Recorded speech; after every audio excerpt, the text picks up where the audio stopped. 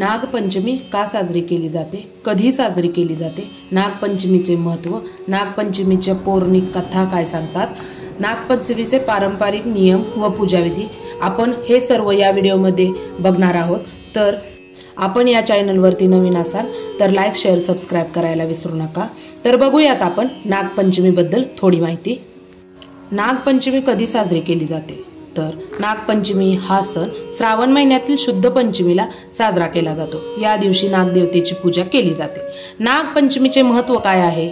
नाग हे देवी देवतांचे वाहन, भूगर्भाचे रक्षक आणि शक्तीचं प्रतीक मानलं जातं।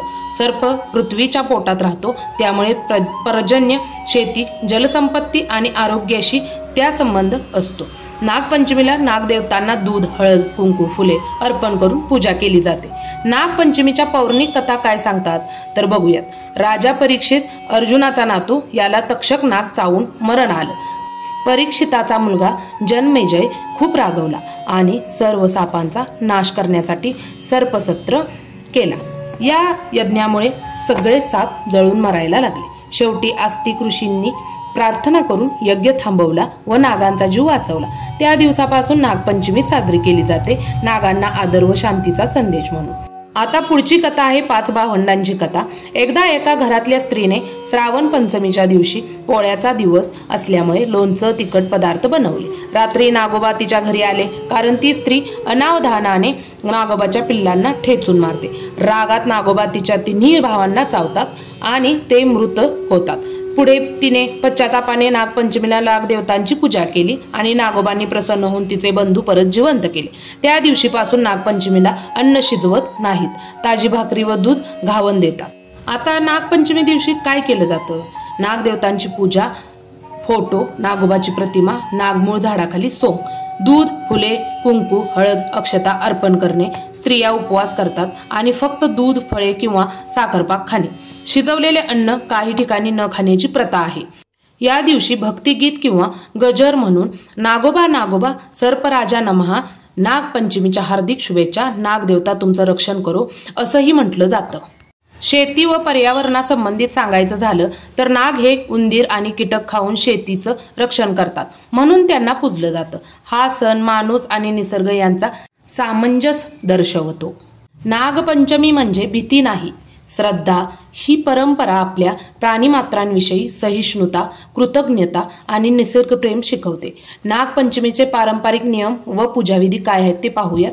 पूजेचे पूर्वीचे नियम असे आहेत की उपवास, व्रत ठेवणे। स्त्रिया व काही पुरुष नागपंचमीच्या दिवशी उपवास करतात। दूध, फळे, फराळाचे पदार्थ घेतले जातात। काही ठिकाणी संपूर्ण उपवास केला जातो। शिजवलेले अन्न टाळणे। नागपंचमीच्या दिवशी काही घरांमध्ये अन्न शिजवले जात नाही, याऐवजी पिठलं, गावण, दूध, तांदूळाच्या लाडू, साखरपाक इत्यादी खाल्ले जाते। घर, अंगण, पूजास्थळ स्वच्छ करून सजवतात। आता नागपंचमीची पूजाविधी सोप्या पद्धतीने सांगते। नागदेवतेचे चित्र, प्रतिमा किंवा झाडाजवळील नागमूळ स्थानावर ठेवा। नागाचे चित्र कागदावर कोरलेले असेल तरी चालते। पूजन साहित्य काय घ्यावे तर कुंकू, हळद, फुले, दूध, अक्षता, लाह्या, साखर, गुळ, दुर्वा, हार। आणि याची पूजाविधी अशी आहे, 1 दिवा लावून खालील विधी करा। नागदेवतेस जल अर्पण करा, दूध किंवा पाणी, हळद, कुंकू व अक्षता अर्पण करा, फुले व दुर्वा वाहा, लाह्या, साखर, दूध अर्पण करा। ओम नमः नागाय किंवा नमस्ते सर्पराजाय असा जप करा। आरती व गजर करा। नागोबा नागोबा सर्पराजा नमः, नागपंचमीच्या हार्दिक शुभेच्छा म्हणत प्रार्थना करा। नागपंचमीचे व्रत कथा ऐका व वाचा। पूजा पूर्ण झाल्यावर नागपंचमीची पारंपरिक कथा ऐकावी, वाचावी। या दिवशी घावणं, तांदळाच्या पिठाचा डोसा, दुधात भिजवलेल्या लाह्या, गुळ, साखरपाक इत्यादी नैवेद्य दाखवला जातो।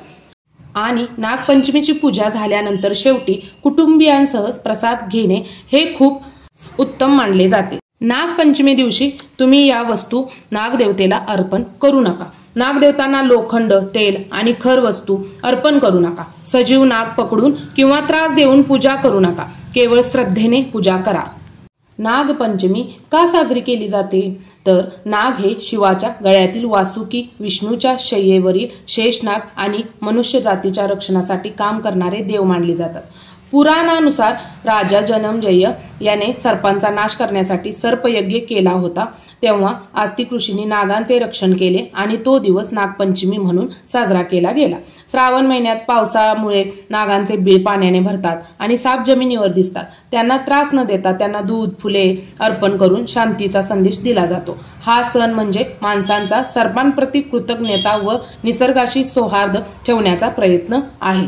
नाग हे उंदीर, बेडूक यांसारखे कीटक खातात। हे शेतीसाठी फायदेशीर आहे, म्हणून शेतकरी व गावकरी नागांची पूजा करून पिकाचं रक्षण व निसर्गाशी एकरूपतेचं प्रतीक मानतात।